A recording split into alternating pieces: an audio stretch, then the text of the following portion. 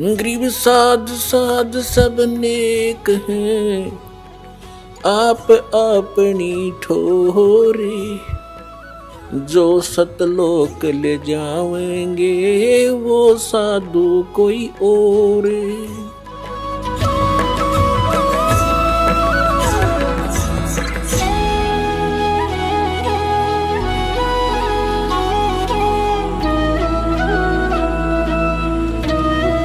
जो इस तरह की डिमांड रखते हैं, आशा लेते हैं, तो उन्हें दर्द भी होना पड़ेगा और ये फार्मूले अपनाने पड़ेंगे। फिर देखियो कि करना हो जाए। एक भगत आपको बता रहा था इंटरव्यू में, पता नहीं कहाँ कहाँ भक्ति करते थे, 2 लड़के थे, कैप्टन था, एक और अच्छा लड़का था, दोनों की मृत्यु होगी, कई लाख रुपये लगे बीमार होकर के, और 50 वर्ष की उम्र हो गई थी, 50 से भी ऊपर उम्र होली थी उस माई की बेटी की। लौट-पट के यहाँ आई किसी बहन के कहने थे, यहाँ 1.5 साल भर के बाद उसने अपना ऑपरेशन ठीक करवाया, साल भर के अंदर लाल दे दिया। तो जब आदमी सारा लुटपट लेगा ना, जब यहाँ दर्द होगा और फिर देखना खेल दाता है। तो आप इस सत्संग में आकर ये ज्ञान सुना करो और जो दास बताओ उस पर दृढ़ होया करो, संसार की मत सुना करो। यहाँ से नाम लेकर जाने के बाद कोई ये कह देगा चल वहाँ लड़के होने की दवाई मिल रहा है, वो हमारा फार्मूला खत्म, वहां कुछ होना ही नहीं था, भगवान ने हाथ हटा लिया। तो इस प्रकार चाहे कुछ भी हो, यहां आने के बाद आप सपने में भी किसी की आस्था मत करना, परमात्मा कबीर जी के अतिरिक्त। और फिर देखना, एक कैसा दे सब सदे, सब साधे सब जाए, माली सिंचाए मूल को फिर फले फूले अगाए। तो एक ये फार्मूला है कि राम नाम रटते रहो जब तक घट में प्राण, और कभू तो दीन दयाल के भनक पड़ेगी कान। मतलब इस श्रद्धा से आप यहाँ आओ। और फिर दूसरा ये उद्देश्य रखो कि मान लीजिए किसी भी कारण से त्रुटि तो हमारी ये रहेगी और परमात्मा वो स्वस्थ ना हो सके और मर गया, मृत्यु भी होगी, तो मनुष्य जीवन मिलेगा। मनुष्य जीवन का मिलना कोई बालकों का खेल है। ये तो असंख्य जन्म हो गए, मृत्यु असंख्य जन्म, और ये तो होगी आज ना तो कल होगी। जैसे आज कोई मृत्यु को प्राप्त हो रहा है 50 साल की उम्र, अब उसको बड़ा बुरा लग रहा है, क्योंकि क्या सोच रहा है कि और 10 वर्ष जी जाता, और जो शेष बचे हैं वो कौन से सदा रहेंगे, 10 साल बाद से उनकी टिकट कट लेगी, यहाँ कोई रह नहीं सकता। कबीर साहब क्या कहते हैं, साथी हमारे चले गए हम भी चलन हारे, कोई कागज में बाकी रह रही तात लगी है वार। परमात्मा कहते हैं हमें समझा रहे हैं कि तुम देख रहे हो कि कोई कल मर गया, कोई परसों मर गया, इसी से आपके मित्र प्यारे रिश्तेदार खत्म हो रहे हैं, और आप भी एक दिन जाओगे। आपका कोई कागज में बाकी रह रही है, यानी कोई समय सांस शेष है, जिस दिन वो पूरे होंगे 1 सेकंड में जाओगे, ऐसे कोई रोक नहीं सकेगा। तो कहने का भाव ये है कि इस संसार की आस में केवल यहां जीना ही जीना मानकर भक्ति नहीं बनेगी। परमात्मा की भक्ति को प्रथम रखकर और फिर चलो आप विश्वास करो, ये मालिक आपको जीवन देगा, आपकी आयु बढ़ावेगा, एक्सटेंशन देगा, यदि आपकी नीत भक्ति की रही।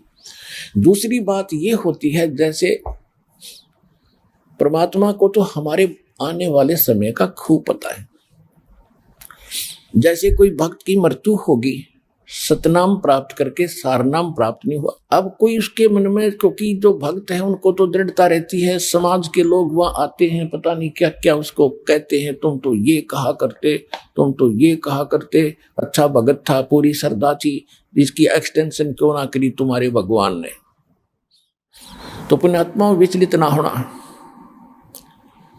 आपको उदाहरण देता हूं कि उस भगत के कुछ आगे चल के ऐसे कुसंस्कार होते हैं कि सार नाम प्राप्त करके भी उसमें कोई दिक्कत आ जानी थी और उसमें फिर ये नहीं सफल हो सका था, तो इसलिए उसको उसी समय परमात्मा ने अपनी कृपा से ही उसका अंत करके दोबारा जीवन देते हैं और फिर नए सिरे से उसको पार करते हैं।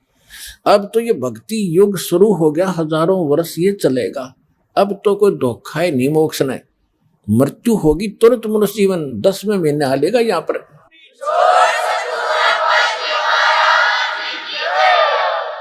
10वें महीने वो आत्मा यहाँ आ लेगी किसी बहन बेटी के गोदी में, माई के गोदी में, और गर्भ से भक्ति शुरू हो जाएगी उसकी। दास के पास उदाहरण है, ऐसे ऐसे भक्त, क्योंकि दास ने 20 वर्ष हो गए लगभग इस उपदेश देने की आदेश प्राप्त हुआ, उस समय से देख रहा है कि कुछ ऐसे भक्त सार नाम प्राप्त करके भी बिगड़ गए और छोड़ गए यहाँ से, और नकलियां गज्जा फंसे। तो वो कुमार्ग था। तो इससे पहले अगर वो पहले मर जाते वो अच्छा था इस नाशकरण पे भक्ति का। तो परमात्मा अपने भक्त हंस के लिए जो ऑपरेशन आवश्यक होगा वो अवश्य करेगा।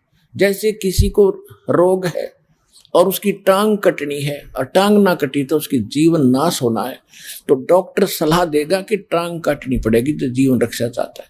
तो बुद्धिमान होगा तो यूं कहेगा जी जीवन रक्षा कर दो, टांग वैसे कट जाए। तो इसी प्रकार परमात्मा के ऑपरेशन में आपको ऑब्जेक्शन नहीं होना चाहिए।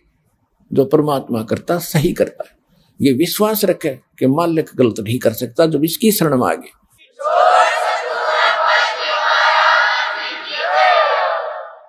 जैसे एक डॉक्टर के पास आप पहुंच के तो वहां डॉक्टर की चलनी चाहिए, मरीज की नहीं।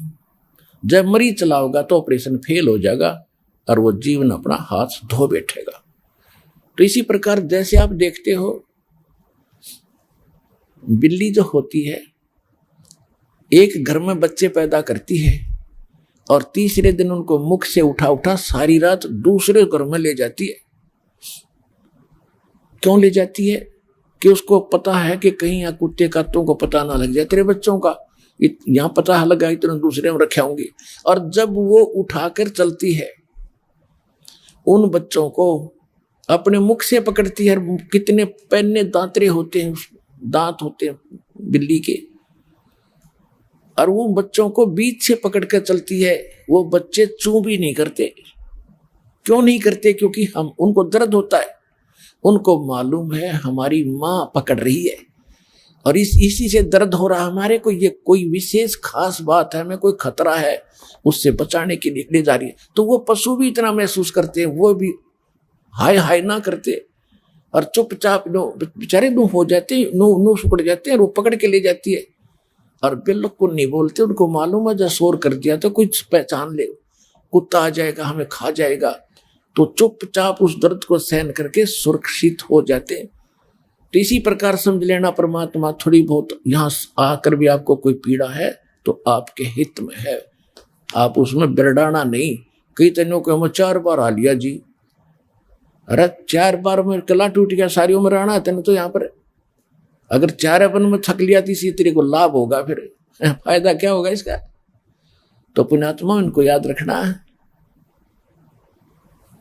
कहते राज्य क्रमता राम की रजा धरे सो शीस, दास गरीब दरस परस तिन बैठे जगदीश। इस परमात्मा की रजा में रहना और देखना, फिर ठाठ आपके 101 पीढ़ी का कल्याण होगा, या कोई डूम भाट के गीत नहीं है।